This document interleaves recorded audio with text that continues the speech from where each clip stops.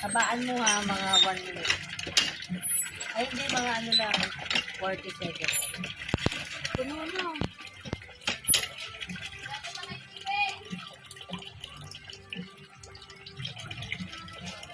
Ay, may dryer sila, ano? Sila Tita Jubel. Gusto mo i-dryer yung panty? Bakit? Ano? Hindi, para hindi na makasabit dito. Kumisa ba sila yung dryer? Ha? Kumisa. Sila. Binibigyan mo ba? Yung tumabo? Lalabas sa kabukiran. Nagpunta kami dun sa, ano, Bagatan. Dun. Ang gagawin natin. Kala mo maglalabas ng bra? Sana.